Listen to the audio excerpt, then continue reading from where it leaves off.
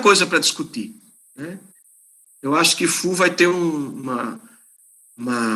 tempo muito bacana hoje pela manhã com todos nós, né? Vamos aguardar só mais um pouquinho, tá certo? Enquanto isso, eu manifesto, né, a minha gratidão, né, a FU por topar fazer essa fala hoje, né?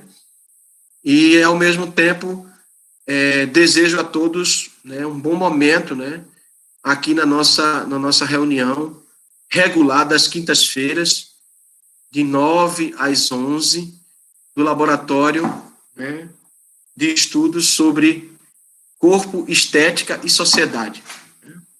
A ideia do Laístes, ela foi concebida retomando o conceito grego de aesthesis, né, que quer dizer, que dá origem à palavra estética. Só que a palavra estética, na sua origem, ela não está diretamente associada a uma teoria do belo. A ideia de uma teoria do belo, ela acontece na modernidade, né?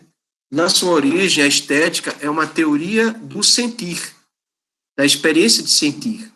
Então, ela está associada à experiência senso-perceptiva, que é a experiência sensorial e, ao mesmo tempo, perceptiva. Sensorial porque se você toca na água gelada ou quente, né, você tem... eu estou assim um pouco olhando para o lado, porque eu estou percebendo que Lucas, meu filho, deve estar procurando alguma coisa. Deve ser o carregador de celular, né? Mas vai achar, né? E aí,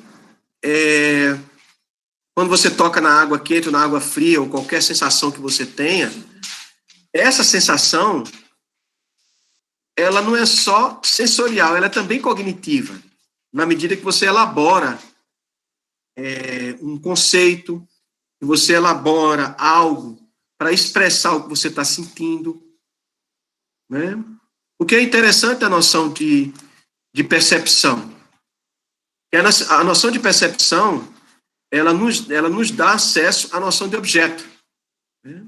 Quer dizer, é algo que está para além de mim, fora de mim, né? Porque a sensação, ela nos conduz para uma experiência, inicialmente, onde você não tem essa identidade do eu separado do mundo, né? As primeiras sensações do corpo, né, elas são elaborações onde você está muito conectado com o mundo e você não consegue diferenciar o que é o corpo e o que é o mundo, né? Mas quando você fala de percepção, aí você entra no universo de uma atividade cognitiva, ela não é só sensorial, né? Então, toda essa discussão das sensações, da percepção, eram todas feitas na filosofia clássica através da estética, através da aesthesis, de uma teoria do sentir. E a educação física, ela é uma prática corporal, né? Agora, ela é uma prática corporal, mas também tem uma atividade cognitiva, né? Ela tem uma dimensão reflexiva, uma dimensão do pensamento, né? Ela não é só mera ação do corpo. Ela existe também atividades cognitivas. Então, a nossa ideia é exatamente pensar o corpo nesse cenário das experiências senso-perceptiva, considerando a sociedade. É a sociedade que a gente vive hoje, a sociedade de 200 anos atrás não é a mesma, e 1000 anos atrás não é a mesma. Então, os homens, os seres humanos, né, homens e mulheres, vivem seus corpos, né, de maneira diferente do que é vivido hoje. Então, a gente também tem uma dimensão histórica, né, que a gente precisa ser considerado, assim também como dimensões de natureza antropológica, sociológica, psicológica. Então, nós temos pesquisas que caminham nessa direção, né? Mas, mais uma vez, gratidão a você, né, por ter aceito falar sobre isso. Eu não sei se você vai fazer alguma apresentação, vai usar algum slide. Vou sim, professor. Eu montei uma apresentação para poder nortear a minha fala na manhã de hoje. Tá certo, tá bom. Se você quiser já ir testando já, Oh, enquanto o FU está testando, né? Mais uma vez, sejam todos e todas bem-vindos e bem-vindas, né? Ele vai ter um tempo de apresentação. Você acha que gasta o quê, Fu? Uns 30 minutos? de 20 a 30, professor. Pronto.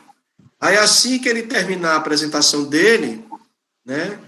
Aí sintam-se à vontade, vocês podem abrir o microfone e fazer perguntas direto a ele. Assim também como vocês podem também, vamos dizer assim, fazer comentários, né? Considerações, não precisa necessariamente ser perguntas, né? Vocês podem também fazer comentários, inclusive a partir das experiências de vocês. Né?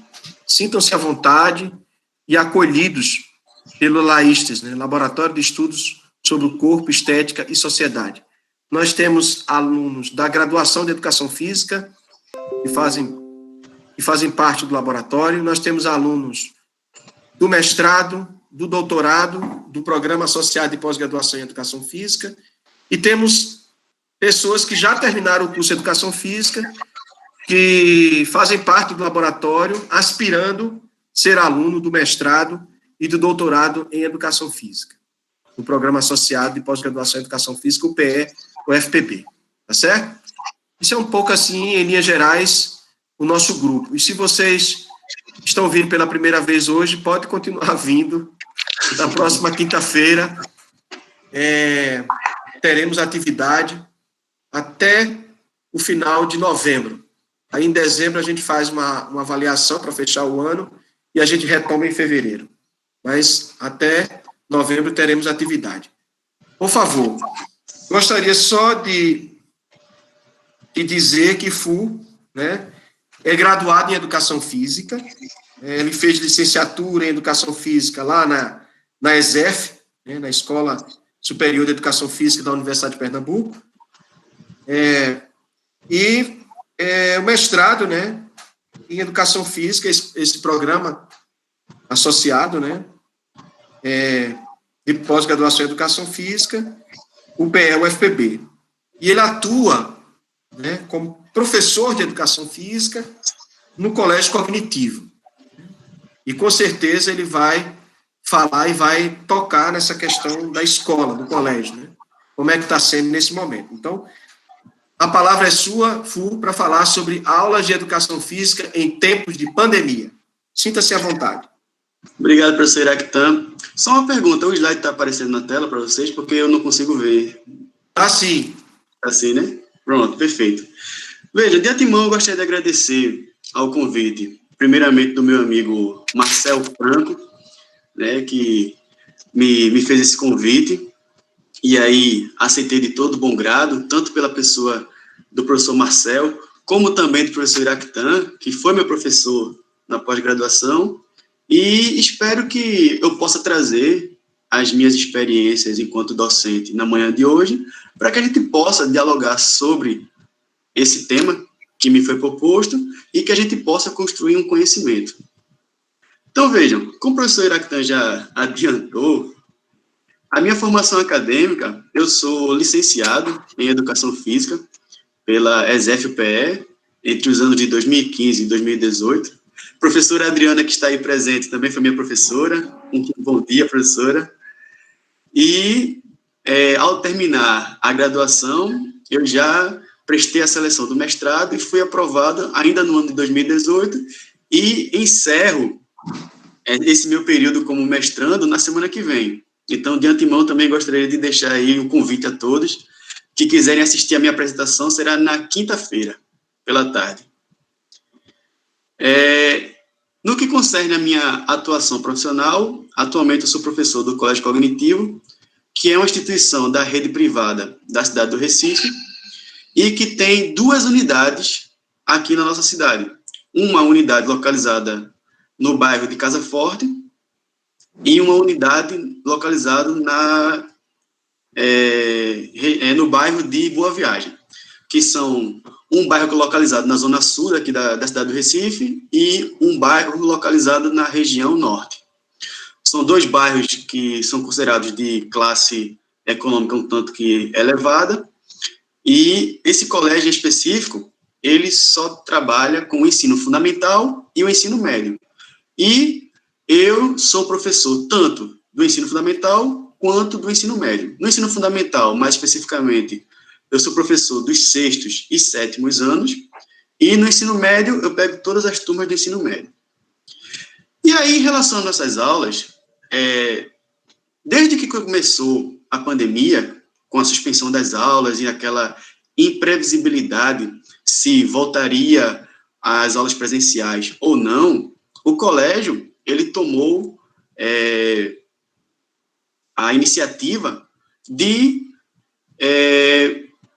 transmitir as aulas, não só de educação física, mas de todas as disciplinas que compõem a grade curricular do colégio, através de 2 sistemas. 2 plataformas, na realidade. Uma plataforma utilizada pelo colégio é o Open Broadcaster Software, que é mais conhecido pela sua sigla, que é o OBS, que é a primeira foto que vocês podem ver que está acima. Essa plataforma, ela é uma plataforma que está ligada ao YouTube e permite que você possa transmitir a aula simultaneamente e, ao mesmo tempo, essa aula vai ficando gravada.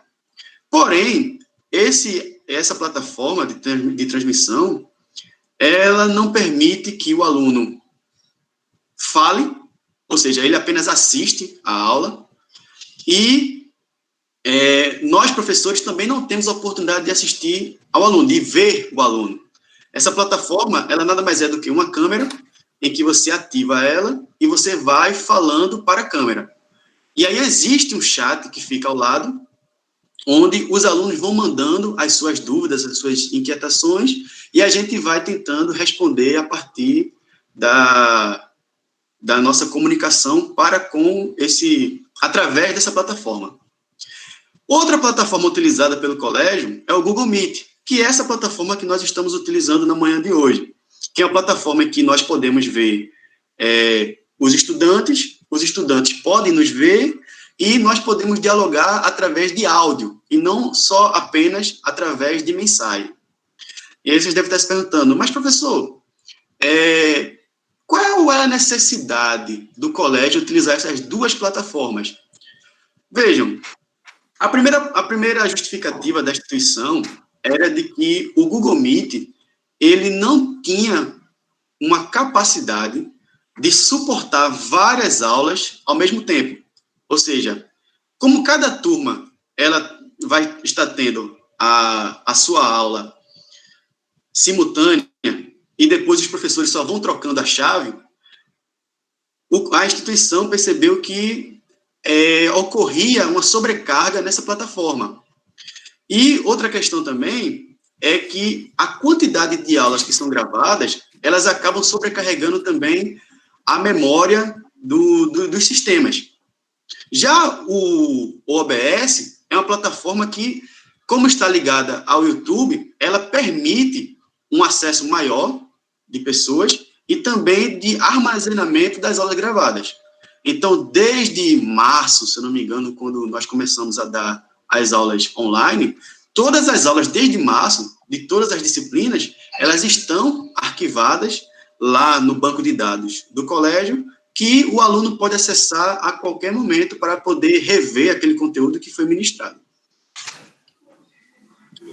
E aí, em relação à organização das aulas de educação física, nossas aulas foram organizadas a partir de um viés teórico e a partir de um viés prático. Ou seja, em todas as nossas aulas, nós trabalhamos de forma teórica e de forma prática com os estudantes. E os conteúdos trabalhados são aqueles propostos pela cultura corporal, que são o jogo, o esporte, a luta, a dança e a ginástica. E aí, ao ministrar essas aulas, eu, particularmente, pude perceber algumas contribuições e algumas dificuldades neste formato online, nesse formato de aula online. E aí eu vou começar a falar primeiro sobre as contribuições que eu consegui perceber e, posteriormente, irei falar sobre as dificuldades. A primeira contribuição, na minha percepção, foi que as aulas online, elas serviram de uma alternativa para a ausência das aulas presenciais. Ou seja, caso nós não tivéssemos todo esse aparato tecnológico, impossível, seria dificilmente nós conseguiríamos ter aulas esse ano. Se não existisse Google Meet, Zoom Meet, e todas essas plataformas que permitem essa interação entre aluno e professor por via online, nossas aulas, seja de qualquer matéria, em qualquer lugar do mundo, não iriam acontecer, pois o momento presencial, aquela relação que nós temos dentro de sala de aula, ela foi impedida por lei e, inclusive, até agora, as aulas presenciais em muitos lugares não voltaram. E aí as aulas online ainda estão sendo um recurso utilizado pelos professores para isso. É uma alternativa que não prejudicou, de certa forma, o prosseguimento dos conteúdos, o prosseguimento do processo de ensino-aprendizagem, mas que não se iguala com o ensino presencial em virtude de vários atenuantes, que eu vou falar mais adiante. E aí, uma outra contribuição que eu percebi é que as aulas gravadas, elas permitem consultas futuras. Ou seja, quando nós passamos o conteúdo, aquele conteúdo que foi dado, ele fica gravado na plataforma. O estudante, ele pode, posteriormente, assistir aquele vídeo e retomar um momento da aula que ele não compreendeu ou que ele perdeu, né? Às vezes, é costumeiro algum estudante ter algum problema na sua transmissão da internet e aí perder momentos da aula. Pois a internet cai, o aluno tem que desligar o computador, reiniciar e aí voltar para a plataforma novamente e aí o professor já andou com o conteúdo. E como a aula está gravada, ele pode retomar aquele momento que ele perdeu sem prejudicar a sua formação. Uma outra contribuição que eu consegui observar foi que as aulas online, elas permitem uma maior possibilidade na resolução das dúvidas. Tendo em vista que, ao apresentar o conteúdo, os estudantes eles podem tirar suas dúvidas de duas formas, seja de forma verbal, seja de forma escrita. E aí, da mesma forma com que nós estamos aqui, todos vocês com as câmeras, com os microfones desligados e apenas a minha fala, quando um de vocês tem uma dúvida, tem uma inquietação, torna-se mais fácil de você, professor, o senhor poderia repetir o que o senhor falou? O senhor poderia elucidar o que o senhor falou? Algo que, numa aula presencial, muitas vezes as conversas paralelas, alguma coisa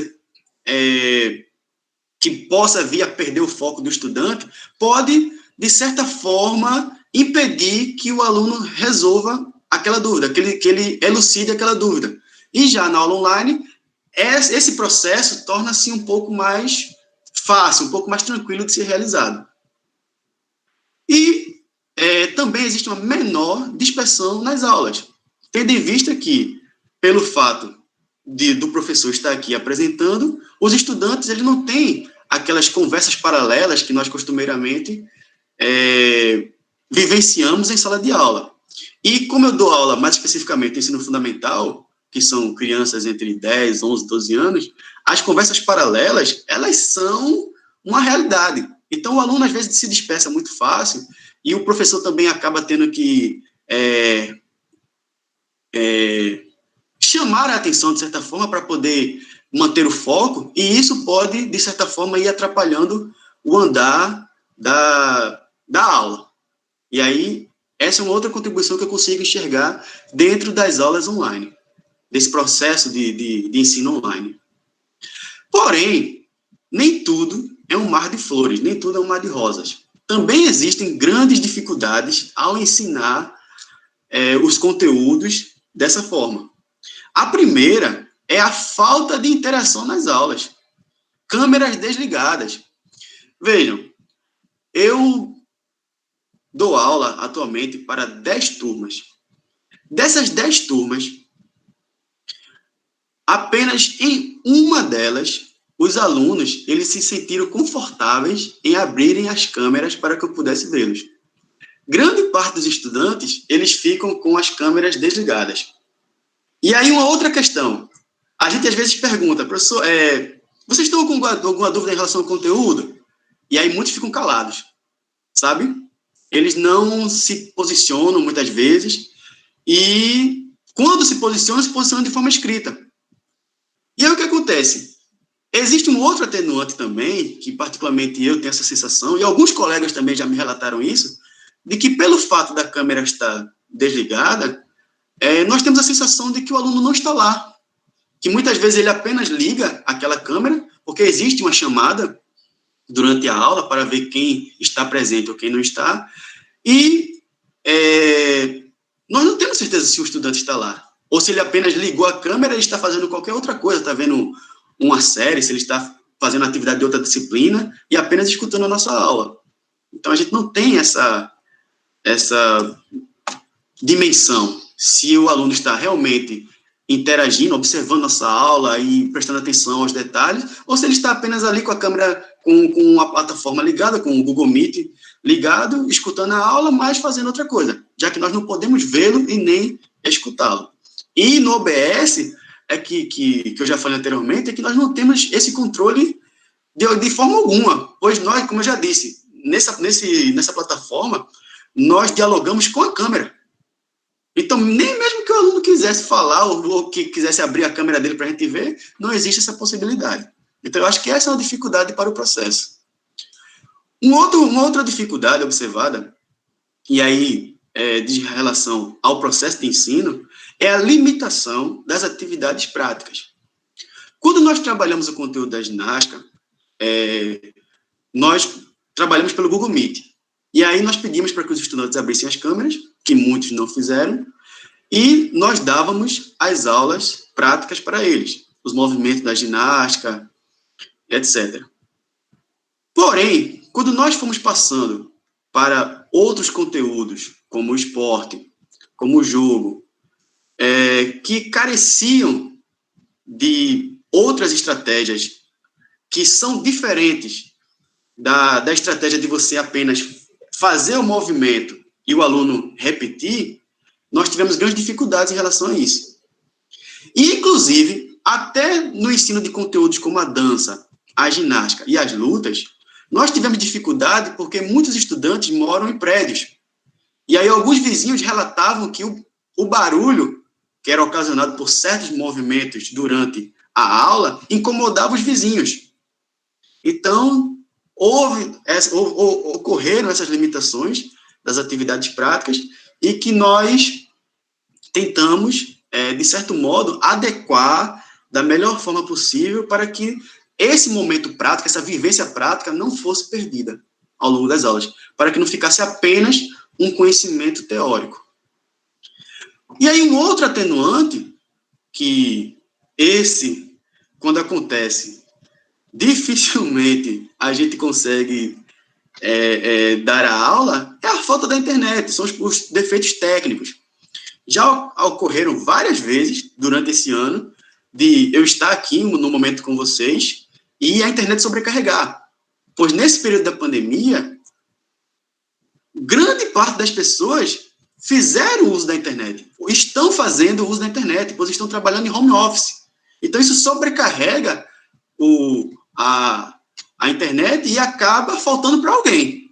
E, no meu caso, acabou faltando algumas vezes, e aí acabamos tendo dificuldades para retomar com o conteúdo, porque até que o problema fosse solucionado, já vão-se 10 ou 15 minutos de aula, de um momento que é estipulado de 45 minutos. Então, ocorriam esses problemas e ocorrem ainda com vários professores e até com os próprios estudantes também. A internet deles também tende a cair, eles tendem a ter um problema técnico com o computador deve travar ou dar uma pane no sistema e o computador apaga de uma hora para outra e aquele momento acaba sendo perdido. E a maior dificuldade para mim e que inclusive vou falar um pouco mais na frente, é a limitação dos processos avaliativos. Como avaliar os nossos estudantes nesse período de ensino remoto? Essa, para mim, é a maior dificuldade que eu particularmente encontrei durante esse período. Uma vez que, no colégio que eu trabalho, os estudantes, eles podem ser avaliados de duas formas. Eles podem ser avaliados através de provas, que podem ser provas abertas ou fechadas, de múltipla escolha, e são avaliados através de trabalhos escritos. Vou falar primeiramente sobre as provas.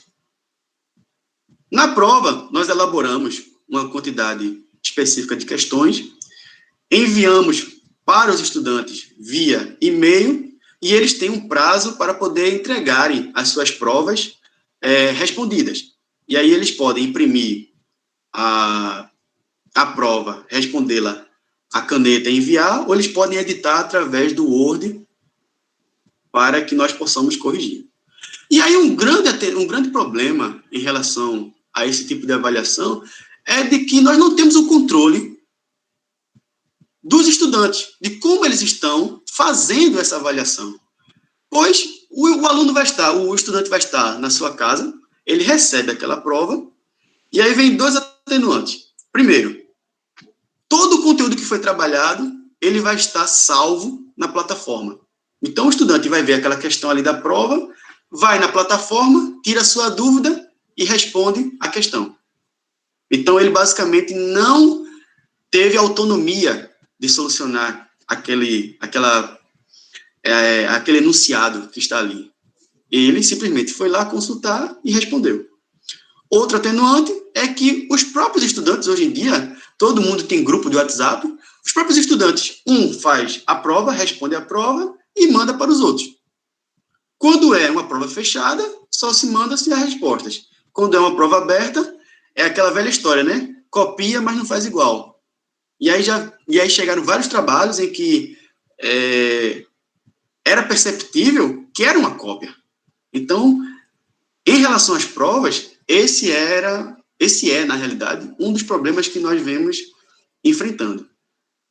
Já em relação aos trabalhos escritos, grande parte dos trabalhos que nós enviamos para os estudantes fazerem durante essa pandemia foram análises de textos, análises de vídeos ou ainda análises das aulas, em que eles deveriam escrever um texto dissertativo, trazendo elementos que abordassem aquele tema que foi proposto.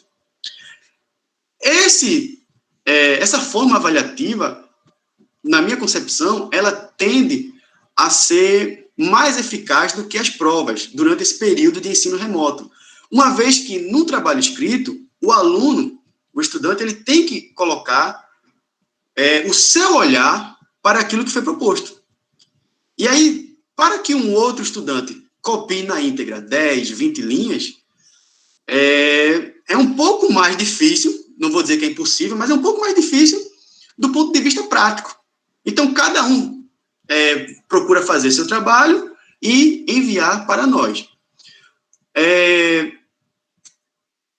Esses trabalhos, assim como as provas, eles são enviados para um e-mail específico, ou seja, turma do 6º ano A, eles têm um e-mail específico deles, da turma, onde eles enviam essa prova para lá, e essa prova chega para nós, professores, para que nós possamos corrigir. E aí também temos um prazo de entrega, onde devolvemos essas atividades corrigidas para os estudantes, para que eles possam saber onde erraram, onde acertaram, e terem ciência da nota que tiraram na disciplina.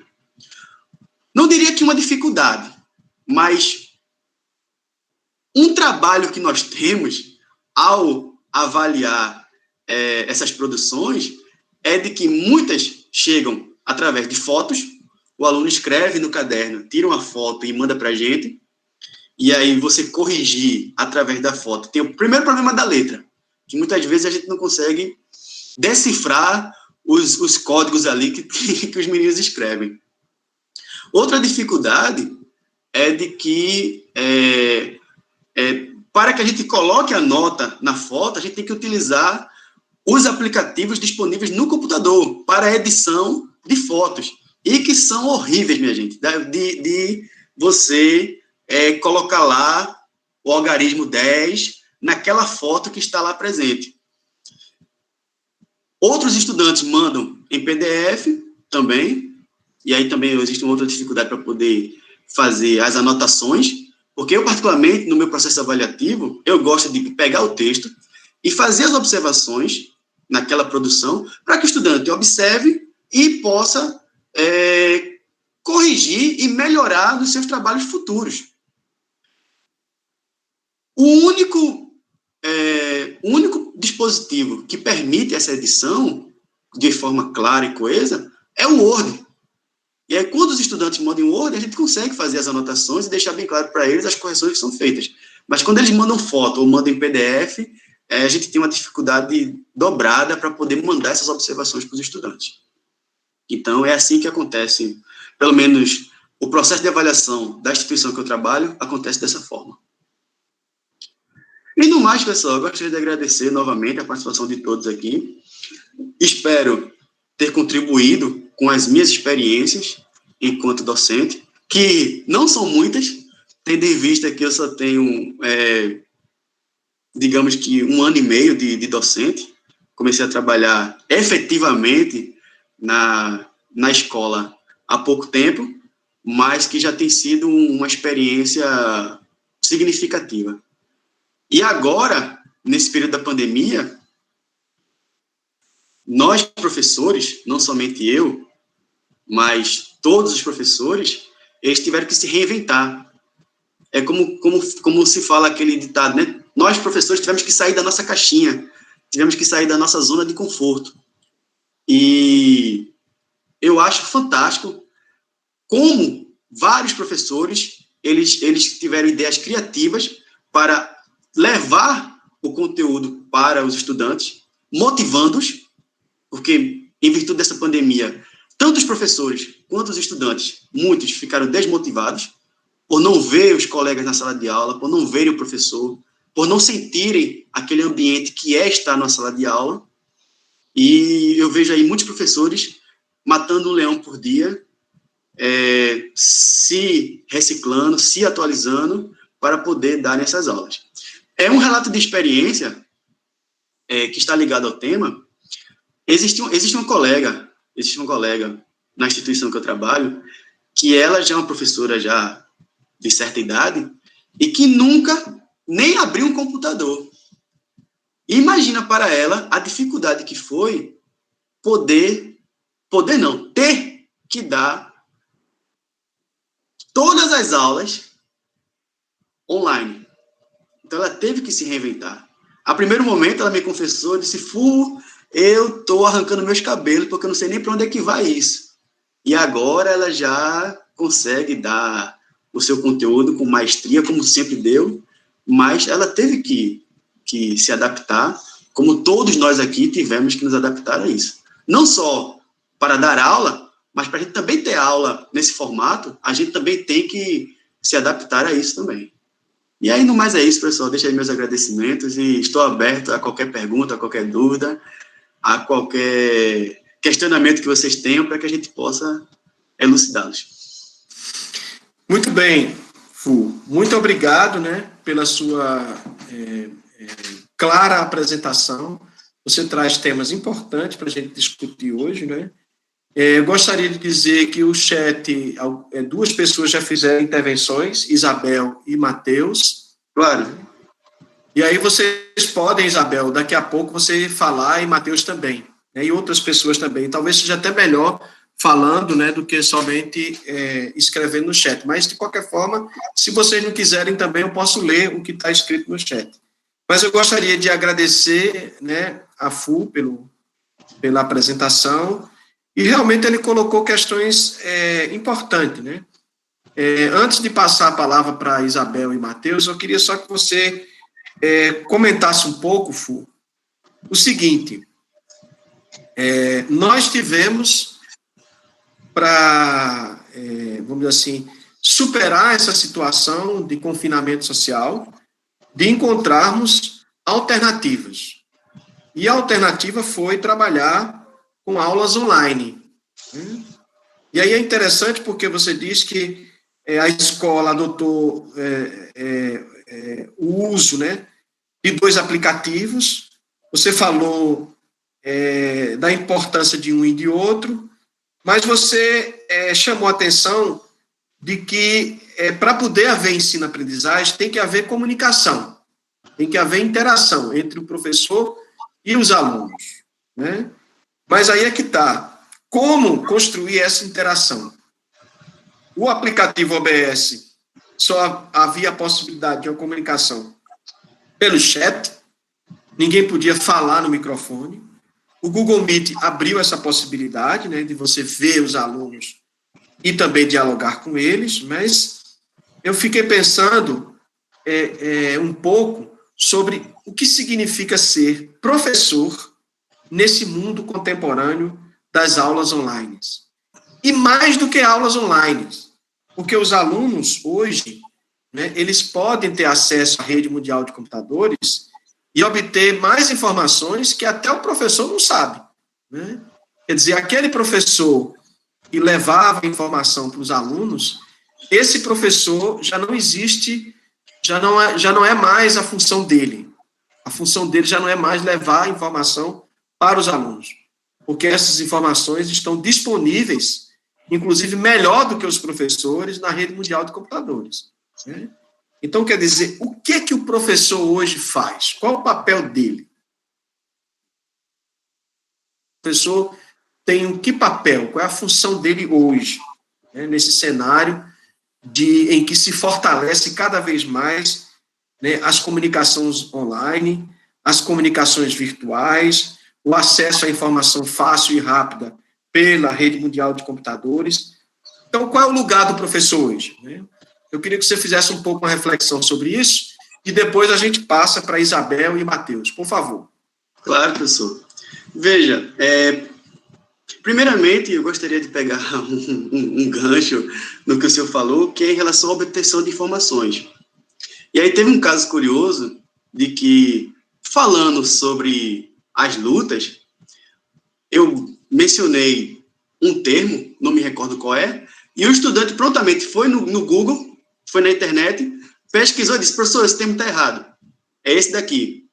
E aí eu parei assim, eu disse, realmente, ele tem razão. E aí agradeci por ele ter me corrigido naquele momento. Não tenho essa arrogância nenhuma de ser corrigido durante a aula. Eu acho que todo o processo de ensino-aprendizagem é uma troca mútua de conhecimentos. Nós não temos o conhecimento infinito, né? E aí, como o senhor falou, a informação está a um clique de distância. É só o estudante colocar lá a informação que ele quer, que ele já tem aquele conteúdo. Então, o estudante teve essa ação de pesquisar e de trazer essa informação na aula, e que foi até muito melhor. Em relação ao nosso papel como professor, eu acho que não só agora, nesse momento do ensino remoto, mas durante toda a existência desse papel professor, desse profissional, dessa pessoa encarregada de tratar o conhecimento, eu acho que o nosso principal papel, professor, é de mediador. Eu acho que existe o conhecimento, existe o estudante. E nós fazemos essa mediação, de levar esse conhecimento para ele. Apesar de que existem outras formas de obtenção de conhecimento, mas nós estudantes, e aí eu falo como estudante agora, não falo como professor, nós ainda temos uma grande problemática no processo de ensino-aprendizagem.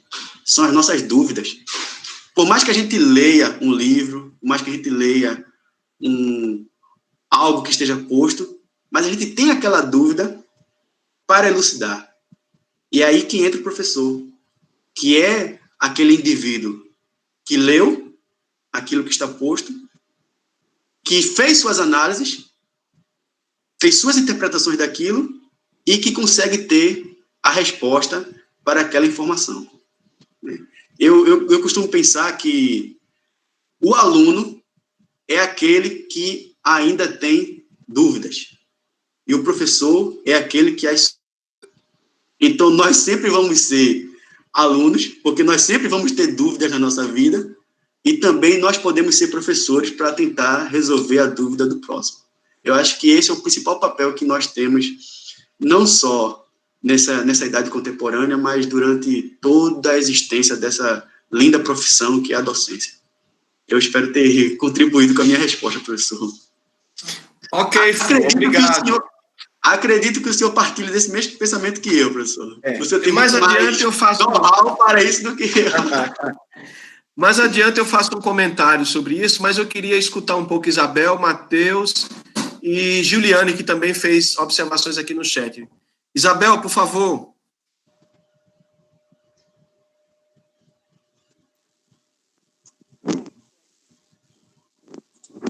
Bom dia para todos.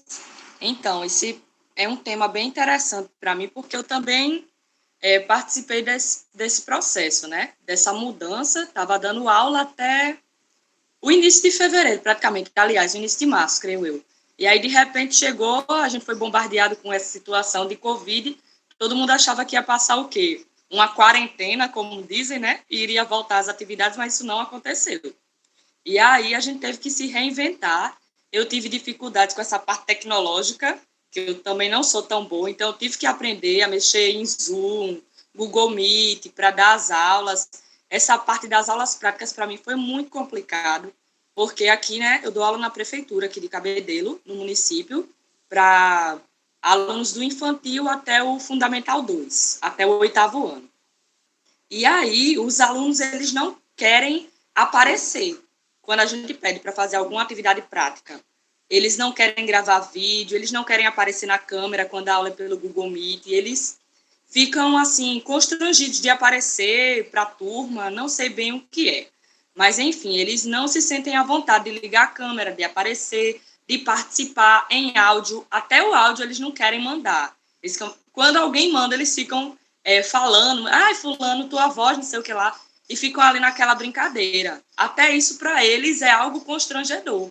Então, a participação é, no máximo, pelo chat mesmo, quando eles fazem alguma pergunta.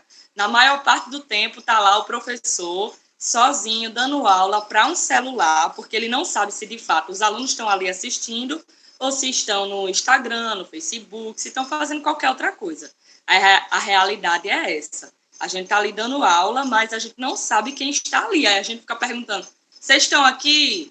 Vocês estão aqui? E aí, de vez em quando, alguém responde, alguém liga a câmera, aí a gente tem noção de que tem alguém ali com a gente. Mas, de fato, foi algo muito complicado, mas, assim, aplausos, né, para os professores que, mesmo diante dessa situação, conseguiram aí se reinventar, aprender com isso. Eu consegui aprender várias coisas novas. A gente está até editando vídeo, fazendo coisas que a gente não sabia fazer, né? E o processo da avaliação, como o professor falou também, também foi complicado aqui, porque a gente ficou, meu Deus, como é que a gente vai avaliar esses alunos, por exemplo, como antes, numa prova escrita, numa avaliação escrita, sendo que os alunos estão em casa. A gente não tem como monitorar isso como antes, de ver que se tem alguém olhando a prova do outro, se está fazendo em dupla, se não está. E eles levaram as provas para casa, aqui na prefeitura foram impressas as provas, eles levaram para casa e levavam para a escola as provas respondidas com 2 dias para frente. Mas a gente sabe, a gente tem total noção que os alunos fizeram as avaliações como se fosse um trabalho. A gente tinha total noção disso, porque eles tinham total liberdade para pesquisar, em livro, na internet, no Google, em todo canto. Então, foi um processo, ainda está sendo. Aqui na prefeitura, creio eu que não volta mais esse ano, de jeito nenhum, pelo que eu tenho ouvido. Só o ano que vem, depois que sair essa vacina, que a gente vai ver como é que vai ser essa situação, dessa volta. E eu creio que ainda vai voltar de forma híbrida, né? Um ensino híbrido. Alguns dias na escola, alguns dias em casa, fazendo rodízio, porque as salas também são pequenas e para adequar uma quantidade de alunos grande numa sala pequena vai ser mais complicado ainda.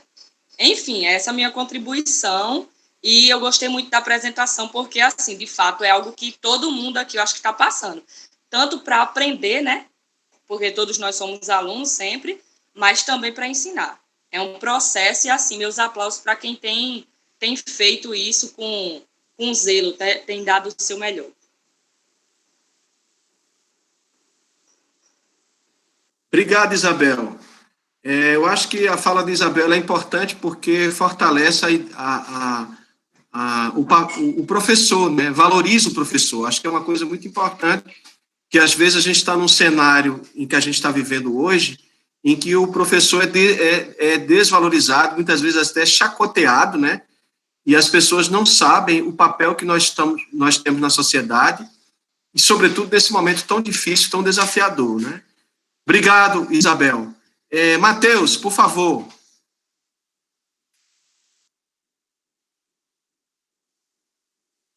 Matheus? Olá, aqui é o Marcelo, tudo bem? Eu pensei que era Matheus, é Marcelo, né? Desculpa, Marcelo. A questão desse ensino remoto que está sendo passado agora, a gente tem enfrentado muita dificuldade, que eu trabalho no campus de Limoeiro do Norte, do IFCE, e muitos dos nossos alunos, eles não moram na sede do município, eles moram em distrito, em zona rural, e a gente se depara com muitas situações, por exemplo, eles não terem como acessar as aulas, não tem computador ou não tem acesso à internet. O IFCE conseguiu fazer uma mobilização e distribuiu chips, né, para que eles pudessem ter acesso à internet, e distribuiu tablets, mas aí a gente tem um problema que os chips não suportam a demanda das atividades online, né? Se a gente for dar essas aulas síncronas, os alunos não conseguem manter a internet, até porque como aqui é um curso técnico integrado, eles têm o ensino propedêutico e o profissional, eles têm em média de 15, 16 disciplinas, né, letivas. Então já gera uma dificuldade enorme para a gente poder conseguir fazer isso. E muitos alunos simplesmente não conseguem ter acesso, né, porque a casa não tem local para estudar, porque eles não conseguem ter a internet, porque não tem o costume, né, desse estudo independente, que ele é que tem que ir no ambiente de aprendizado, ele é que tem que buscar o conteúdo. Então, esse tipo de postura também, os alunos não estão muito acostumados, né, eles estão mais acostumados também em ficar na sala de aula, receber aquele conhecimento ali na hora, e não em procurar o conhecimento. E a gente tem tido muita dificuldade com relação a isso. E tem percebido que os alunos eles estão se desmotivando e cada vez mais participando menos das aulas, né? O número de alunos que entram nas atividades online, quando a gente vai fazer tira dúvidas, tem reduzido, né? A participação deles também é muito pouco. Você pede para abrir a câmera, tem sempre alguém com alguma dificuldade que não pode. Na hora de perguntar alguma coisa para falar, eles não conseguem, se não querem falar. Às vezes escreve uma coisa no chat, então você não tem um retorno imediato se aquela sua atividade está sendo bem entendida ou não. E nós utilizamos como suporte o Google Classroom, né, para poder postar material de apoio, poder postar as atividades, e a gente tem percebido que os alunos têm perdido os prazos, né? A gente coloca uma atividade, deixa uma semana para poder eles responderem a atividade, e muitos não entregam no prazo. E aí, quando vai conversar, eles têm se queixado que, por serem ali 12, 13 disciplinas que estão sendo ofertadas, a demanda de videoaula para assistir ou de atividade online, a demanda de trabalho, eles não têm conseguido lidar com isso, né? Então, a gente ainda está nesse processo de descobrir uma forma de conseguir dar o conteúdo, fazer os alunos acompanhar, sem que gere essa sobrecarga. E ainda tem toda a dificuldade de que nós, professores, tivemos que nos adequar a isso de qualquer forma. Então, assim, não foi dado para a gente suporte, material, equipamento, treinamento para edição de vídeo. Cada um se virando do jeito que pode, usando as ferramentas que tem para poder fazer o que dá certo, né? Naquela situação de que você vai aprendendo, fazendo, vai errar, vai dar certo, vai ter problema, mas nessa experimentação. E a tendência é que próximo ano a gente ainda continue com essas atividades em ambiente virtual, o que vai ser ainda uma dificuldade maior, né? Os alunos se manterem motivados, eles conseguirem organizar todas essas atividades e acompanhar esse processo de ensino-aprendizagem, né? Saber se de fato os alunos estão conseguindo estudar e se eles estão conseguindo ter uma assimilação do conteúdo. Obrigado, Marcelo, pelas suas considerações, que também são muito importantes, né? O Brasil é um país gigantesco, é um continente, tem muitas pessoas morando no campo, tem muitas pessoas morando na cidade também, com dificuldade de acesso a equipamentos, né? manuseio. É importante também ressaltar esse aspecto. Juliane, por favor, é com você. Oi, professor, bom dia a todos. Deixa eu ver. Então, como eu falei lá no chat, uma das coisas que eu tenho notado muito desse momento é a questão do aprendizado mútuo, porque é uma realidade muito diferente, como muitos colocaram, essa questão de gente que nunca tinha pensado em trabalhar com as mídias, em trabalhar na internet. Então, é uma realidade muito nova. E por mais que, por exemplo, eu digo que eu sempre gostei de fazer vídeo na internet, não publicar, mas assim, produzir, né, pequenos vídeos de fotos, algumas coisas assim. Eu sempre gostei de mexer com o computador, mas também tem sido um desafio enorme, principalmente, eu falo isso pelo ensino médio, mas também pelo superior, porque lá no ensino médio eu tinha 2 aulas por semana, e hoje a gente tem uma aula. Então, querendo ou não, como tinha teoria e prática, acaba que para você assimilar o conteúdo da teoria para uma aula, fica um pouco mais confortável. Já no superior, que aqui foi reduzido, por exemplo, disciplinas, que eu tinha 3 aulas seguidas, eu tenho que dar o conteúdo em uma aula de 1 hora e conseguir compilar conteúdos didáticos de forma que fique o mais didático possível e os alunos atinjam o objetivo daquele tópico. Então, isso é algo também que acaba sendo muito exaustivo. E como muitos dizem, a gente está trabalhando dobrado, porque tudo você está revendo, tudo você tem que estar revendo na perspectiva de reorganizar. A gente não tem mais aquele modelo. Então, disciplinas que eu já dei 4 vezes, hoje a minha aula não consiste em apenas atualizar o conteúdo, ver o que deu certo e o que deu errado, mas também reprogramar ela todinha para saber como é que eu vou dar esse conteúdo de forma que o aluno aprenda e se motive, que é um outro problema, como muitos colocaram, a questão da motivação lá na casa dele, sentadinho, sozinho. Porque tem conteúdos que é muito fácil você tratar quando se está em grupo, numa aula prática, principalmente na educação física, no ensino médio, que é o que eu atuo, e quando você vai tratar isso pelo computador, por essa frieza, é outros 500, é outra realidade. E realmente a gente não foi formado para isso. Provavelmente, os que vierem pós-pandemia na graduação vão ter outra visão e vão ter essas possibilidades. Por exemplo, em algumas turmas do ensino médio, eu tenho estagiários, e eles vivenciam essa realidade de produzir o conteúdo, de estabelecer objetivos, tal. Então, eles estão estagiando e eles também colocam o quanto isso é novidade, o quanto isso é angustiante em muitos momentos. E daí eu fecho minha fala falando dessa questão do o quanto também isso acaba sendo algo bastante angustiante para o professor. Eu, depois lá no IF, a gente começou, tanto no ensino médio como no superior, a contabilizar as atividades não presenciais a partir de agosto. Antes disso, a gente fazia lives, algumas coisas, para manter os alunos ligados, né? Manter essa relação. Mas, a partir do momento que começaram as aulas, realmente, eu mesmo, um dia antes de dar aula, eu não consigo dormir direito. Quando chegava na hora da aula, eu tinha que assim, eu não fui diagnosticada, mas algumas pessoas que tiveram, disse que eu tive uma crise de ansiedade, porque eu ficava com vontade de vomitar, e eu senti que a pressão subia, e quando acabava a aula, eu estava uma suadeira danada. Então, era algo muito exaustivo para mim dar aquela aula de conteúdos que eu já tinha dado várias vezes de aula que eu já tinha programado. Então, a parte do professor, a saúde mental do professor também foi muito abalada nesse momento. E, claro, considero também que muitos alunos passam por isso, mas olhando por um lado do professor, a gente tem muitos relatos de professores que estão estressados, isso deflagra várias crises de alguns transtornos mentais, e isso é muito perigoso.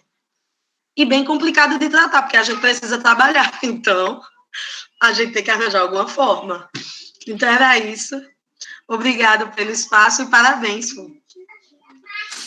Obrigado, Juliane. Né? Eu espero, Fu, que você esteja fazendo suas anotações aí. Daqui a pouco eu passo a palavra para você. Porque ainda temos Gisele, Luciano, Silvia e Adriana que pediram para falar. Por favor, Gisele, é com você.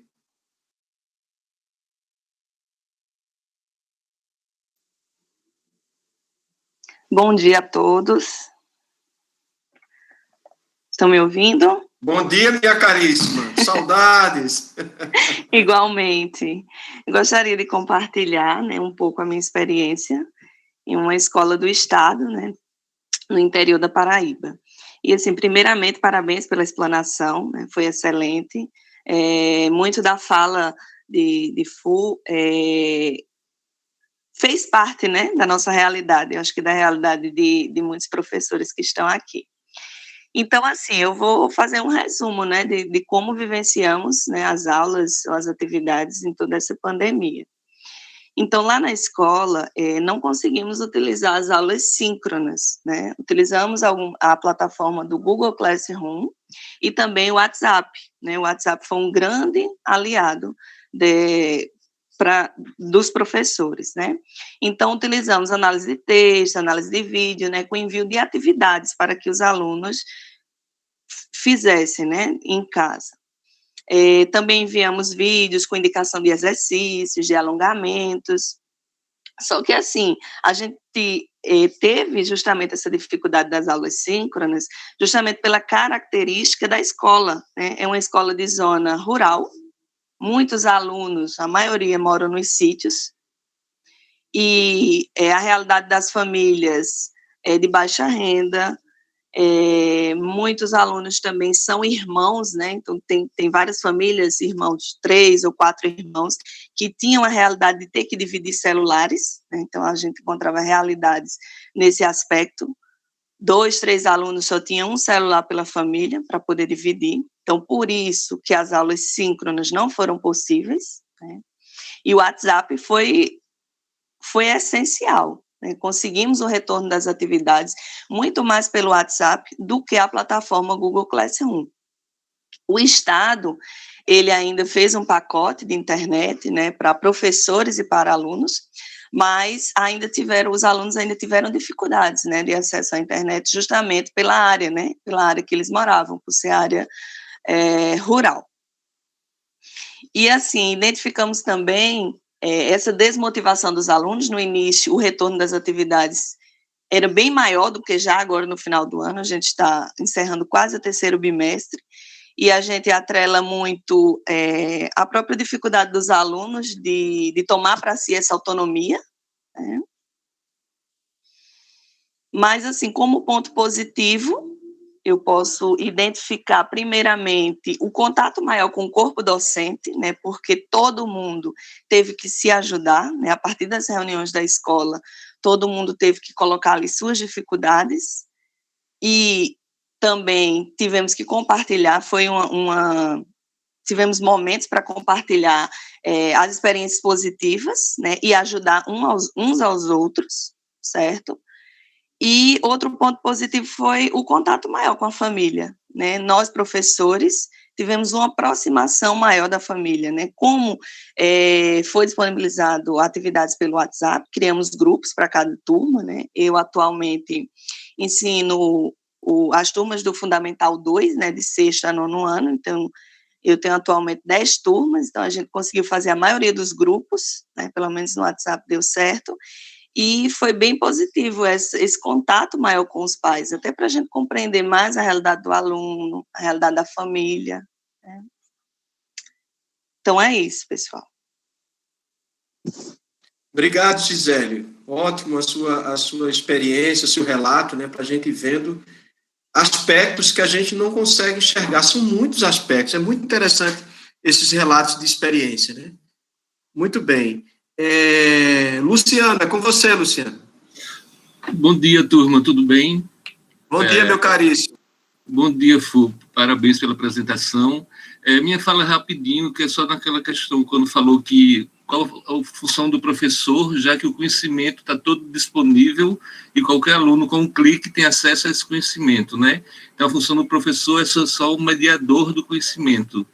Mas aí me vem uma coisa meio óbvia, que é muito a experiência do professor, e é o que o Iraquita acabou de falar, esse relato da experiência de vocês, isso é fundamental, que ultrapassa o conhecimento, né? E é o que você fez, né? Você disse que tem 1 ano e pouco só de docência, mas o que você mostrou para a gente hoje, a tua experiência de aulas de educação física online, de preparar essas aulas, de dar essas aulas, de receber os trabalhos dos alunos, quer dizer, isso ultrapassa o conhecimento. Vivenciar isso no dia a dia é um aprendizado que é muito a função do professor. Entende o que eu falo? Isso é o que faz a grande diferença do professor. Não é só o conhecimento frio, puro, mas a vivência, a praxis, né? Era só isso que eu queria falar. Só isso não, extremamente importante. Eu até gostaria depois de falar também um pouco sobre isso, porque eu queria retomar essa discussão. Que é o que eu acho que todas as pessoas falaram, né? Que a Isabel, a Gisele, né? Com a experiência de cada um, foi dizendo isso, né? Foi como é a função do professor, né? Essa experiência fundamental, né? A prática, a vivência disso. É isso mesmo. Mas antes de falar, eu ainda tem Silvia e Adriana que pediram para falar. Silvia, por favor.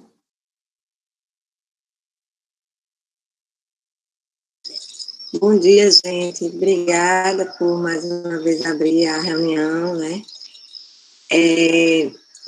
Luciano falou de relatório, eu lembrei, meu Deus, tem um relatório para fazer, para entregar até dia 30, relatório das minhas atividades.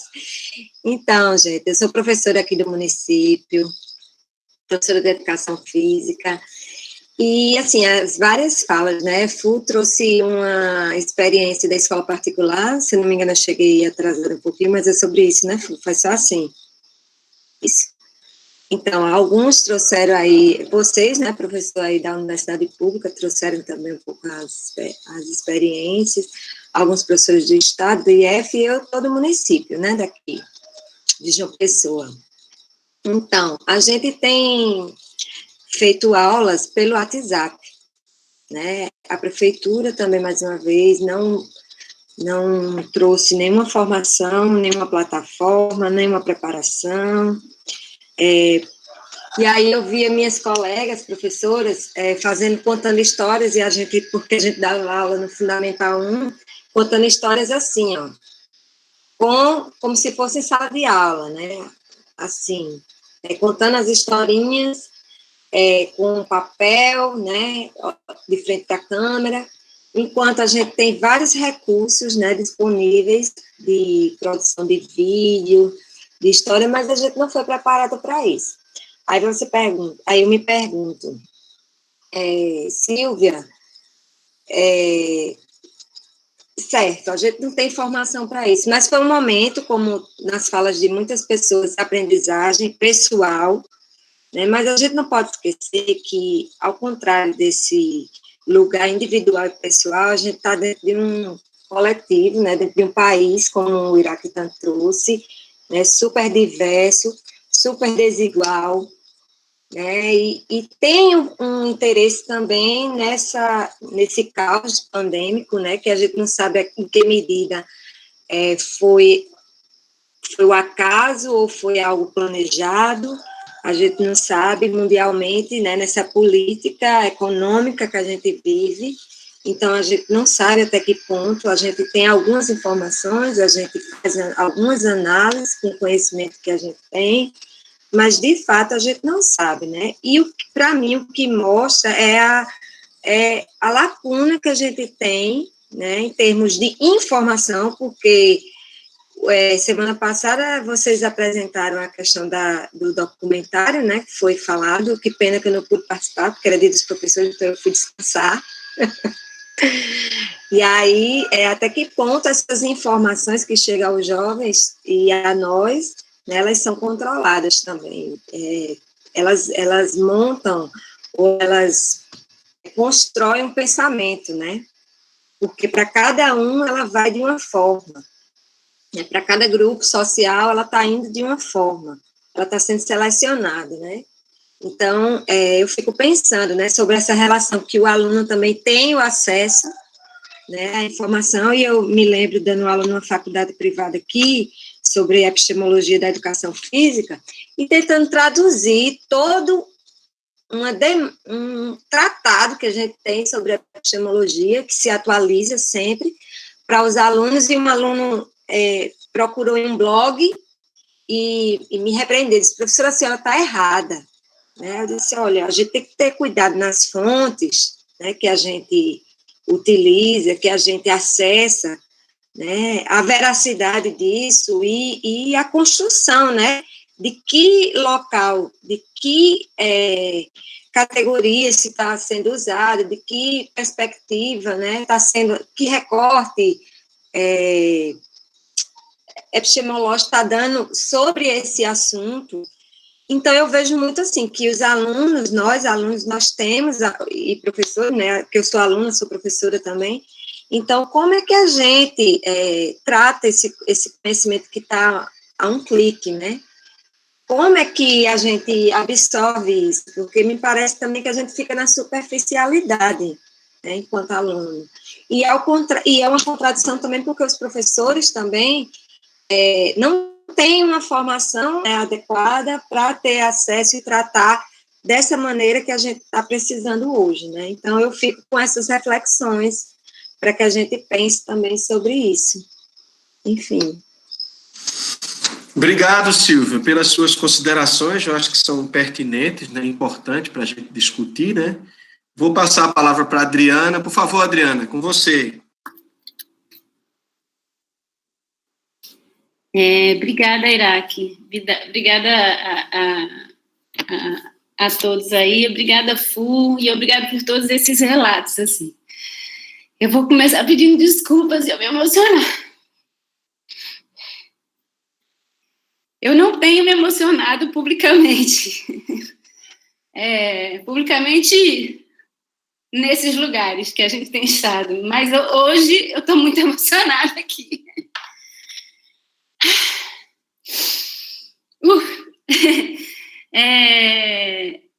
Eu leio muita notícia de jornal, eu leio muita coisa de troca de mensagem, aquelas coisas todas, né? E li mensagens de professor, etc, né? E eu me lembro de ter lido, assim, de alguma fala que dizia assim, né? É muito importante, todos estão muito aplaudindo, né? Os profissionais de saúde devem, etc, mas os professores estão tendo tanto trabalho quanto, ou seja, são profissionais que nesse momento estão sendo desafiados de uma maneira limítrofe, né? Todos estamos numa situação limite, mas os professores estão numa situação tão limítrofa quanto esses profissionais de saúde que estão diante dessa situação inusitada, desconhecida, etc., né? E urgente. E os professores também, né? E hoje isso, para mim, ganhou muita materialidade aqui, né? Muito mais do que vendo aquelas matérias de jornal que mostravam lá os professores indo nas escolas levar material na casa dos alunos, etc. Isso, para mim, deu muita materialidade com as falas de vocês, né? E aí a gente vê o quanto essas instituições, né, no caso de saúde e de educação, que estão fazendo esse esforço, né, porque elas têm um compromisso com o bem comum, estão sendo atacadas, né? Que o professor está em casa sem fazer nada, e etc. Então, assim, a emoção vem, eu estou até tremendo, né? Vem nesse sentido, né, do quanto esses lugares estão relacionados a esse bem comum, gente, né? Do quanto a gente está nesse campo, né, do bem comum. E aí, eu me lembrei bastante, né, e quando o professor Hector colocou essa questão do papel do professor, e Fu respondeu muito bem, né? Fu, vou fazer aqui também uma declaração pública. Não costumo, eu não faço essas coisas, eu não sou muito assim, mas eu sou super fã, eu acho o Fu super bacana, né? É uma pessoa maravilhosa, né? Uma pessoa muito comprometida, enfim, você sabe que eu não faço essas coisas, né? Eu sou muito comedida, mas hoje estou aqui abrindo o coração, estou assim, numa coisa assim. Então, quando todo mundo começou a falar, né, me veio muito um livro que chama Em Defesa da Escola, uma questão pública, né, que é um livro de uns professores, eles são belgas, eu acho, mas está traduzido para o Brasil, existe no Brasil, né, e eles vão, professor Iraktan, justamente chamar qual é a noção de escola, né, que vem lá da Grécia, etc., que é essa ideia da partilha do tempo livre em função do bem comum. E isso isso é disruptivo, né? Por isso que a gente tem tanta disputa, né, em torno da escola nas sociedades, porque isso é muito disruptivo. Essa ideia, né, de tempo livre que a gente está ali junto, problematizando e vivendo e produzindo ao mesmo tempo essa ideia de bem comum, né? Por isso que a gente está ali com a escola sempre em disputa, e nesse momento, gente, a gente está com a escola, a educação, né, a instituição e etc., sendo atacada em disputa, porque tudo que se relaciona ao público e ao bem comum está sendo atacado, e há muito tempo. E agora com mais intensidade. Então, a minha emoção vai toda nesse sentido, né? E aí essa ideia do bem comum, esse livro é bem interessante, como eles vão desenvolvendo, me parece que remete um pouco, né, a esse papel do professor, né? O professor Iraktan trouxe, o Luciano trouxe também, né? Muito delicioso, uma sensibilidade incrível, que são essas experiências de interação que vocês estão produzindo. Porque o que mudou foi as nossas possibilidades de interação, né? E os professores estão se virando nos 30 para criar essas experiências de interação, né? Então, quando eu digo de partilhar minhas dúvidas, é nesse sentido, né? De como a gente está produzindo ou procurando produzir, né, experiências de interação. E a gente viu aqui o WhatsApp, mas dentro do WhatsApp, como é que a gente continua produzindo essas experiências em torno do bem comum, né? Que passa pelo conhecimento, obviamente, mas passa pela troca, me parece também, né? Como é que a gente consegue continuar efervescendo essa troca, né, entre as pessoas? E uma coisa, desde que começou a pandemia, e o professor Iraktan, quando abriu hoje o debate, ele fez referência, né? E uma coisa então, o ministro fala mal, a televisão fala mal, o sindicato dos professores de escola privada diz, né? Não foi isso, o presidente, não foi, Fu?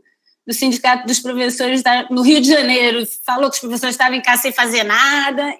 Mas, gente, isso é o medo do bem comum. Isso é o medo desse exercício, né, de uma função para todos, enfim, dentro dessa sociedade e desses paradigmas aí neoliberais, e que cada vez se aprofundam mais, e que com a pandemia podem se aprofundar ainda mais, né? Hoje, quando eu abri o WhatsApp, tinha lá uma notícia de um colega que colocou lá no grupo Etnos: as faculdades privadas estão querendo usar as aulas gravadas pelos professores, mesmo que esses professores tenham sido despedidos. Então, se a gente não entra nesse jogo da interação e do bem comum, né, isso vai se aprofundar enormemente. Mas aquilo que eu queria partilhar com vocês, a segunda coisa, desde que começou a pandemia, me veio muito isso, professor, da questão do corpo e das experiências corporais, né? Tem uma logo que é essa, a gente fica se olhando, né? Eu estou falando, eu estou vendo minha imagem aqui, o que não acontece numa sala de aula, né? Que é uma coisa esquisitíssima, porque isso pode virar uma egolatria, né? Um eu me amo, que é um inferno, né? Que assim, muda a própria imagem que você tem da percepção, né? Que você tem você mesmo. Depois tem a história, só o rosto, o narigão, essas coisas todas, né? O óculos que fica grande também, enfim, toda a proporção muda. Mas, independente disso, professor, eu fiquei pensando, desde que começou a pandemia, e já vi outros debates sobre esse, mas não vi ninguém levantar essa questão, e aí era onde eu queria, gente, que a gente pudesse também, e professor Ictan, eu sei que vai desenvolver isso bem. Será que, né, quando a gente pensa nas práticas corporais, elas se deram dentro das sociedades e a gente entende que isso é eminentemente humano e isso nos torna mais humanos, né? Aí a gente está numa situação dessa de isolamento físico, né? Muita gente confinada, outros não tão confinados, mas as práticas corporais, como a gente as conhecia, né? Como a gente as conhecia e que nos tornava mais humanos, muitas delas ou diminuíram ou estão, né, sendo vividas de outras maneiras, eu não sei, ou pouco, ou não. E a minha questão é, né, se as práticas corporais nos tornam mais humanos, que práticas a gente está produzindo, inventando e reinventando durante a pandemia, né? E em que medida isso também não se torna um questionamento, né, uma problematização para o próprio profissional, para o próprio professor de educação física, né? Porque, às vezes, eu fico pensando assim, eu achei incrível, quando começou a pandemia, que pararam os jogos de futebol, minha gente, como aquilo é um produto, eles inventaram logo outros produtos para poder a pessoa continuar consumindo futebol, né? Ao ponto de botar jogador de futebol jogando FIFA na televisão para a pessoa consumir aquilo, né? Além de um revival, de uma volta ao passado, eles foram construindo novos produtos para as pessoas continuarem consumindo futebol de alguma maneira, né? E aí eu fico muito curiosa de saber, por exemplo, quais são as práticas, né, que pais e mães e famílias e crianças e jovens estão inventando, estão produzindo, e o que né, durante essa pandemia. E em que medida, né, isso não se torna uma questão para o próprio professor? Isso para a gente pensar, porque filmar, né, mostrar, eu acho que Fu falou assim, né, que da ginástica, quando dava aula de ginástica, mostrava, né, mas é a experiência, essa experiência corporal do fazer, o do jogar ficava mais difícil, né? Mas como é que a gente está fazendo isso? Quer dizer, se isso realmente nos torna mais humanos, né? Como é que a gente está... não estou dizendo a gente... porque eu também estou inventando aqui em casa, né? Sei lá. Mas, sobretudo, eu fico... O universo das crianças e o universo dos jovens, eu fico muito curioso. Claro que a gente tem todos esses jovens que estão lá no celular, né? Por exemplo, eles não querem mandar os vídeos para vocês, mas eles vivem fazendo vídeo para o Instagram e tirando foto e não sei o quê, né? Mas isso é um jogo também, que eu acho que é um jogo onde a gente tem que entrar, né? Talvez não seja qualquer vídeo, mas talvez seja como é que eu interajo com o meu corpo e o vídeo para mandar de uma maneira diferente, criativa, eu não sei. Gente, a gente não sabe de nada. Tudo está sendo esse esforço, né? Esse compromisso com o bem comum, por isso que eu me emocionei muito, que é um compromisso com o bem comum, e desafio, né? Desafio. É um desgaste e por isso a gente fica fica nervoso no dia seguinte porque vai dar aula, né? E tem vontade de vomitar, porque a gente está numa situação limite. E as situações limite me parece que levam a gente a fazer outras perguntas, né? Outras perguntas porque, na verdade, só ficam perguntas, né? A gente vai fazendo, e aí mais perguntas, depois a gente vai fazendo e mais perguntas, vai fazendo. Mas é isso, gente, era isso que eu queria partilhar. Desculpe a emoção, não é? Mas eu há muito tempo queria falar dessas coisas e não tinha encontrado, e queria agradecer muito a esse coletivo, não tinha encontrado um espaço para partilhar essas perguntas, né?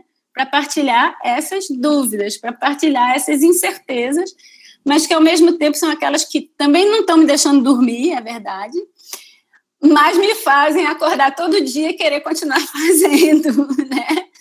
Mesmo que elas estejam me deixando assim, muito mais ansiosa, tensa. Eu tenho falta de ar todos os dias, no fim da tarde, todos os dias, porque é uma experiência sensorial e sensitiva muito diferente. Eu tenho todos os dias falta de ar, não é? Mas é muito bom poder estar aqui e compartilhar isso com vocês, né? Mas obrigada, e desculpe demorar, mas estava precisando assim, né? Pode ser que hoje eu fique com menos falta de ar no fim do dia. Obrigada. Adriana, obrigadíssimo, né? A sua fala foi maravilhosa, né? Eu acho que ela nos representa também, né? Porque a gente faz falas, mas tem as nossas emoções também de viver tudo isso, né? Porque tem os afetos, né? Nós somos afetados por tudo isso e nós afetamos. Há uma troca de afetos, né? Então, acho que é muito importante. Eu queria só, Fu, antes de passar a palavra para você, eu queria só retomar aquela questão do papel do professor, né? E você coloca essa dimensão da mediação, Luciano chama a atenção da questão da troca de experiência, né? Adriana, eu acho que chama a questão da república, né? Da construção da coisa pública, né? E, ao mesmo tempo, o professor, o papel que ele tem de contribuir para nos fazer mais humanos, né? E eu diria que o humanismo está em crise, né? E a crise se abalou mais ainda, né? Mas eu acho que talvez seja a oportunidade da gente discutir tanto a construção coletiva, que é a República, como o fortalecimento daquilo que nós acreditamos que seja do humano, né? Mas, assim, uma coisa que me veio à mente, e eu venho pensando nisso há um certo tempo, é que nós, nesse momento, às vezes nós gastamos muito tempo para pensar em tecnologias, né? Para pensar em uso de aplicativos, para pensar qual seria a melhor plataforma. Eu acho que a gente toma muito tempo com essa discussão. Não é que ela não deva ser feita, eu acho que ela é importante. Mas eu acho que a gente precisa também partir para discutir essas questões que vocês estão levantando, né? E, no meu entendimento, eu acho que o papel do professor é acolher, né, o sofrimento do outro, né, buscar construir redes de cuidado, né? Eu me lembro que a primeira fala que eu fiz na disciplina que eu comecei a ministrar, né, um currículo, vamos dizer assim, uma disciplina do currículo, agora, a primeira coisa que eu fiz foi: precisamos, nessa turma, construir uma rede de cuidar. Né? Por quê? Porque tem alunos que não têm as mesmas condições do que o outro, né? Eu sei que a gente luta, né, por uma república e, consequentemente, deveres do Estado. O Estado tem o seu papel também nesse processo, mas eu acho que a gente também pode pensar no âmbito social também, sabe? Eu acho que, às vezes, o meu colega precisa de uma palavra de conforto que faz parte dessa rede de cuidar, né? E, às vezes, não é algo do campo assim, material no sentido de comida, né? No sentido de ter acesso ao celular, né? Mas como encontrar formas de nos ligarmos cuidando uns dos outros, né? Criar isso que eu estou chamando de uma rede de cuidar. Agora, do ponto de vista da prática mesmo pedagógica, eu acho que nós, como professores, nós temos um papel importante, que é fazer pensar. Eu acho que esse é fundamental, fazer pensar. E, na minha compreensão, eu acho que o profissional da educação física, ou o professor da educação física, ou o educador de práticas corporais, seja lá como a gente queira saber, a gente tem que transformar nossas aulas não somente em um lugar de prática corporal. Eu achei ótimas descrições de Fu, né? Ele diz assim, quando a gente trabalha o conteúdo de ginástica, é ótimo, porque a gente vai fazendo os exercícios e a pessoa está lá na sua casa, no seu apartamento, fazendo o exercício. Mas, por exemplo, quando a gente pensa em outros conteúdos, como, por exemplo, lutas, os esportes, basquetebol, imagina você reunir três irmãos de idades diferentes para jogar basquetebol na sala, né, com a possibilidade de quebrar espelho, de quebrar vidraça, né? É uma dinâmica completamente desafiadora para a gente, né? Mas eu acho que a gente, além de fazer tudo isso, a gente tem que transformar nossas aulas também como lugar de fala. Eu sei que é difícil de falar com o sistema que a gente tem, né? Às vezes para abrir microfone, não sei o quê, mas precisa desse lugar de fala. Porque quando você fala, você elabora pensamentos. E quando você elabora pensamentos, você constrói a realidade. Porque a realidade, ela não é só algo que nos afeta, que vem de fora. A realidade também é uma construção perceptiva. E o quanto o professor tem um papel na construção dessa realidade. Né? Então, é aquele que vai fazer pensar. Né? É como a Adriana falou agora há pouco. Muito bem, os professores estão dando aulas gravadas, essas aulas gravadas vão constituir um banco, e a ideia de banco, né, um banco de dados, né? E depois, no ano que vem, é só repetir isso. E aí, como é que fica o lugar do pensar? Né? É por isso que eu decidi valorizar muito mais o teatro do que o filme, né, na minha aula, ou na nossa aula. Né? Eu disse, olha, essa aula aqui, ela é teatral. Ela é hoje. Ela acabou. Quem estava, quem não estava, perdeu. É um teatro. Né?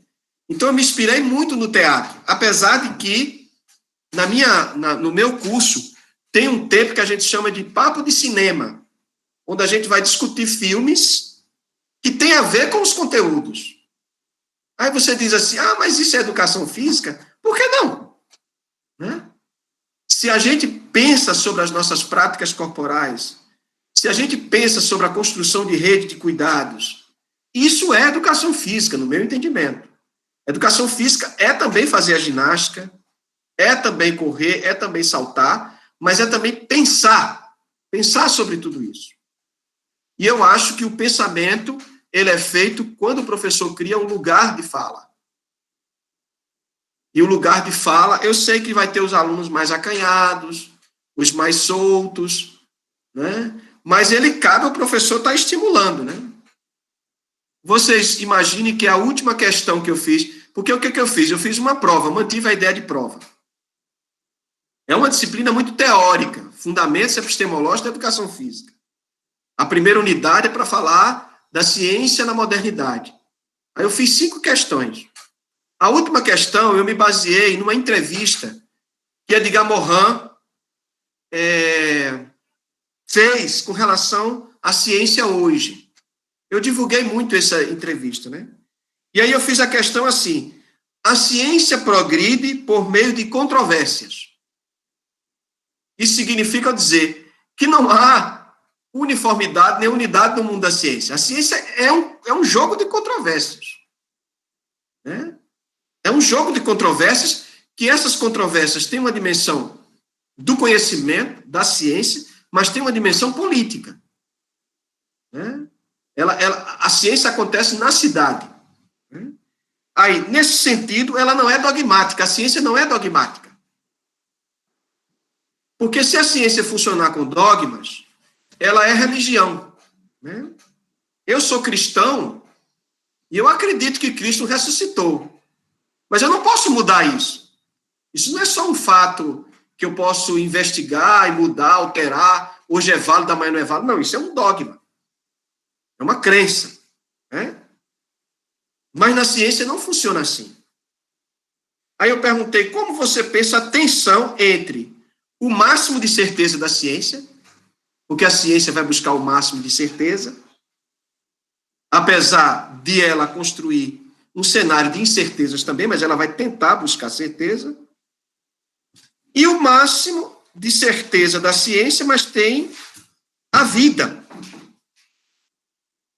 E a vida, ela está no mar de incertezas. Está no mar de incertezas, né? Então, mas tudo isso é construído também pela fala, pelo diálogo, pela construção do pensamento.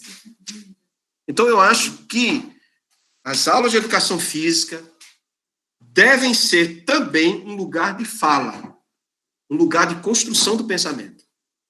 Não só de realização de movimentos ginásticos, de movimento de jogos, mas também um espaço de falar. Né? De falar. E aí, quando a pessoa vai falando, porque é fantástico isso, a gente colocar pessoas num campo narrativo. E o que é um campo narrativo? É um campo de criar ideias. Né? E se eu perguntar para vocês, o que é que vocês pensam sobre a teoria da relatividade? Né? Aí alguém vai dizer, professor, eu já ouvi falar da teoria da relatividade, mas eu não sei o que é. O senhor pode comentar um pouco, né? Aí eu comento um pouco, né? Vocês já pensaram por que a gente faz ginástica? A gente está fazendo, mas por que a gente tem que fazer? Ou seja, fazer perguntas, fazer questões que levam ao pensar. Só que nós vivemos num tempo em que se valoriza muito a técnica. E o que é a técnica? A técnica é o fazer. É a técnica de fazer ginástica. Agora, pensar, para que ginástica? Por que a gente faz ginástica? Não estou querendo com isso dizer que a gente não faça ginástica. É próprio do professor da educação física dominar o conteúdo de ginástica e ministrar ginástica com os alunos. Isso é próprio do professor da educação física. Ninguém faz isso. Não é de ciência, não é de matemática, não é de geografia, é do professor de educação física. Isso é o lugar dele, é o papel dele. Agora, por exemplo, eu achei ótimo quando o Fu disse assim, perturba a vizinhança. Eu achei maravilhoso. Isso é um tema fantástico. Né? Quer dizer, discutir o que é ser vizinho. O que está na vizinhança? Aí você diz assim, mas isso não é educação física. Como não é educação física? É o seu corpo ocupando o espaço. E não só o espaço da sua casa, mas o espaço da sociedade. Né? Eu acho que isso... Então, no meu entendimento, eu acho que um papel fundamental do professor é provocar os seus alunos a pensarem. E o pensamento é uma construção. E para poder pensar, é preciso criar um lugar de fala. E o que é um lugar de fala? É um lugar onde o outro, de uma certa forma, é tomado por uma exigência de narrar. Narrar aquilo que ele sabe e aquilo que ele não sabe. Porque ele vai construir um pensamento. Né? Então, eu me lembro também que quando eu ministrei o seminário A Saúde em Tempos de Pandemia, porque nós tivemos 2 tempos na UFPB. No primeiro tempo, houve todo um movimento de não se ter conteúdo disciplinar de maneira online. Esse foi o primeiro movimento. E aí os professores tiveram que fazer o seminário, o minicurso, né? Cada um começou a escolher os temas, aquela coisa toda. E eu me propus fazer um seminário chamado A Saúde em Tempos de Pandemia. Né? E pronto, aí eu fiz o seminário. Quando foi no segundo tempo, eu disse, não, agora a gente vai ter que ministrar conteúdo curricular. E aí começou o movimento. E aí, como é que eu vou ministrar natação? Né? Como é que eu vou ministrar basquetebol? Começou. Metodologia do ensino do basquete, metodologia do ensino da natação. Começou. Aí o que a gente fez? A gente elencou disciplinas que poderiam ser ministradas, né, sem a necessidade de uma intervenção prática, mais efetiva. Né? Esse é o segundo tempo. Só que, na minha opinião, a pandemia vai continuar. Eu quero saber o que vai acontecer em 2021. O que a gente vai fazer? né? Eis a interrogação, né? Mas eu não perdi de vista de que o lugar de professor é o lugar de fazer pensar, é o lugar de gerar espaço de fala, é o lugar de gerar espaço de narrativa, é o lugar de problematizar. Isso eu não vou perder, ou com pandemia, ou com sem pandemia, ou tendo vacina, voltando. Eu acho que isso é fundamental, né? Mas eu queria escutar a Fu, porque Fu ficou caladinho aí, escutando um monte de gente falar, e você que é o mestre de conferência. Pronto, agora abri. Eu pessoalmente, assim, como eu estou no celular, eu não estou conseguindo ter acesso ao chat. Eu não sei se alguém mais fez alguma questão no chat, alguma coisa, eu perdi. Porque o celular, a tela é muito pequena, eu não sei nem como é que vê o chat. Mas se alguém puder ver, né? Mas aí eu queria também escutar um pouco a reação de Fu, né? Por favor, Fu, se você quiser falar, é importante.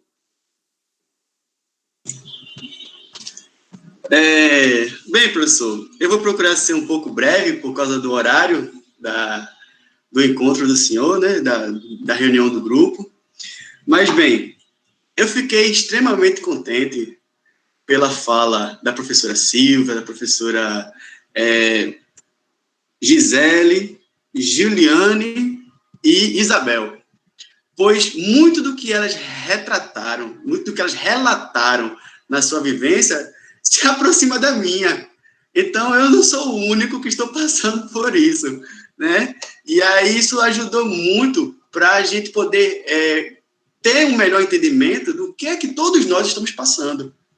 E a gente tentar se ajudar, tanto nessa manhã de hoje, como futuramente. Eu achei isso fantástico.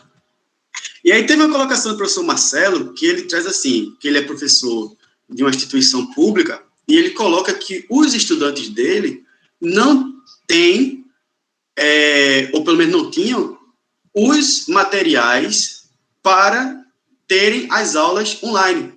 Não tem um celular, não tem um notebook, não tem uma internet para poder acessar. E assim, não é minha realidade, por isso que eu também não coloquei como uma das dificuldades que eu tive, mas essa dificuldade que o professor Marcelo traz, na minha concepção, ela é a maior dificuldade que nós podemos ter no nosso país em relação ao ensino público. Porque é muito fácil. Eu tenho celular, o professor, ele consegue fazer essa transmissão, então eu não vou perder aquele conteúdo. E eu fico imaginando, aquele estudante que está numa situação de fragilidade e que não tem esses meios para ter acesso a isso, como é que ele ficou nesse período da pandemia? Né? E aí nós vamos ter o Enem, que o Enem não foi adiado, vai haver a seleção do Enem. Como é que esse terceiranista das instituições públicas estão em relação à da instituição privada? Como é que acontece essa discrepância? Então, isso é uma coisa que nos inquieta bastante e que espero que um dia a nossa sociedade ela possa equivaler a isso, onde a instituição pública e a privada elas tenham as mesmas condições. Pode ser uma utopia, mas isso é um desejo que eu tenho, um anseio que eu tenho, que um dia possa acontecer, né? E que nós, professores, possamos ser sujeitos disso. Nós podemos dar essa contribuição para que isso aconteça um dia. Em relação ao futuro, caríssimo, o senhor traz aí uma inquietação de como será em 2021. Provavelmente, uma discussão que se tem é que, caso a vacina não seja feita até lá, nossas aulas serão híbridas. Ou seja, uma parte da turma, quem quiser ir para o colégio, vai para ter aula presencial, e aqueles que não se sentirem confortáveis de ir, ficam em casa. E aí surge uma grande dúvida minha, porque aqueles que vão estar na sala, eles vão estar tendo contato com o professor, eles vão estar vendo o professor ali. E os que estiverem em casa vão ter o contato do professor via câmera, de forma remota. E aí, será que o ensino ele será igual, tanto para quem está em casa, quanto para quem está lá presencial? Eu tenho essa inquietação também, eu não sei como é que vai ser. Se não haverá diferença alguma, se os dois vão conseguir contemplar o conhecimento da mesma forma, com suas inquietações, com suas dúvidas, eu não sei. eu tenho essa inquietação. Em relação, professor Marcel, aos conteúdos, eu tive dificuldades para trabalhar esporte, jogo, conteúdos em que carece de uma relação com o outro, pois como é que se trabalha a modalidade esportiva coletiva se não tem coletivo? Né? Isso aí é uma reflexão a ser feita. Mas nem por isso nós não deixamos de trabalhar os conteúdos. Tivemos dificuldade? Tivemos, mas tentamos trabalhar. Ao trabalhar o basquete, por exemplo, eu fiz uma aula de origami com eles para que eles fizessem uma tabela de basquete de papel, que eles poderiam construir na casa deles, com qualquer folha que tivessem, e fariam o gesto técnico com a bolinha para poder acertar. E aí teve toda uma discussão acerca do que é o arremesso do basquete, os tipos de arremesso, etc. Foi uma parte mais lúdica, mas que o aluno pudesse ter um conhecimento acerca desse gesto técnico específico do basquete. E assim, com outros conhecimentos inerentes à área da educação física, como as lutas, a ginástica, a dança, o jogo, nós tentamos criar formas para poder trabalhá-los de forma prática e assim aproximar a teoria da prática, né? Como o professor Luciano falou, a praxis, né? Que é essa junção dessas duas dimensões. E, no mais, eu acho que, como eu já falei anteriormente, eu acho que nós, professores, nós nos reinventamos durante essa pandemia. Nós tivemos que sair da nossa zona de conforto para poder atender a uma demanda que era levar o conhecimento aos estudantes. E aí o professor Marcel traz aí uma realidade que é crucial, que é... Você está na instituição privada, você tem os conteúdos a ser trabalhados.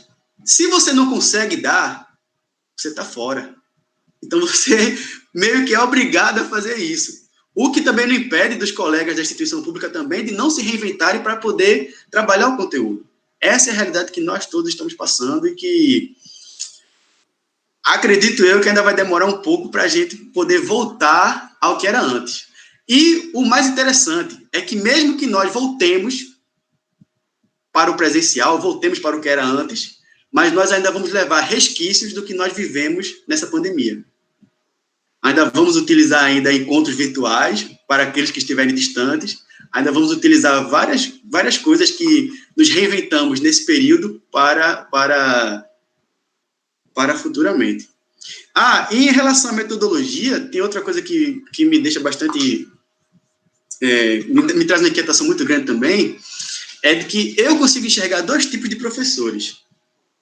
Um professor palestrante, que é aquele professor que ele fala na aula, passa conteúdo e termina a aula dele, que nesse período da pandemia a gente costuma chamar de professor blogueirinho, que é aquele professor que chega na aula online e começa a dar o conteúdo dele, bota uma música aqui, um vídeo ali, e bota uma tela de fundo, né, em chroma key, enfim.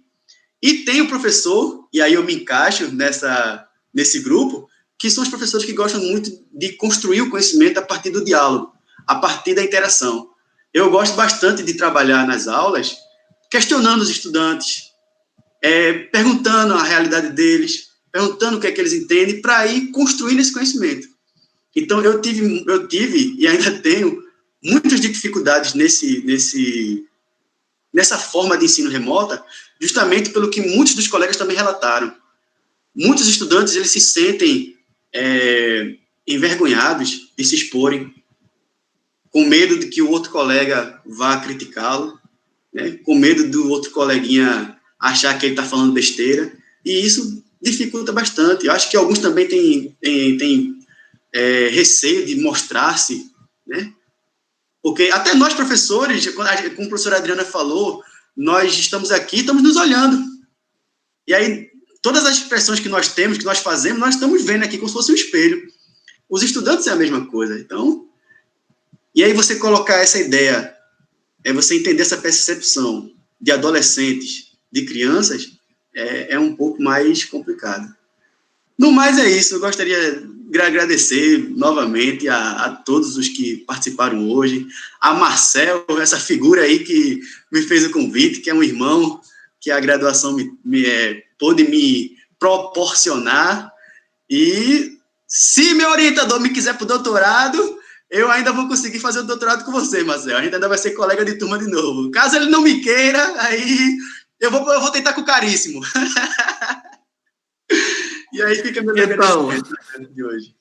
Mais uma vez, Fu, gratidão a você, gratidão a todos que participaram, apresentaram suas ideias. Eu fiquei com a sensação de que esse assunto, ele não se esgotou aqui, né? Talvez precisemos retomar essa discussão. Não sei em que ocasião, porque a gente já tem uma programação já de 3 encontros, né? Na próxima quinta, a outra e a outra. Mas vamos vendo. Quem sabe até fazer um evento no ano que vem para falar desse assunto. Por que não? Né? Mas ficamos por aqui.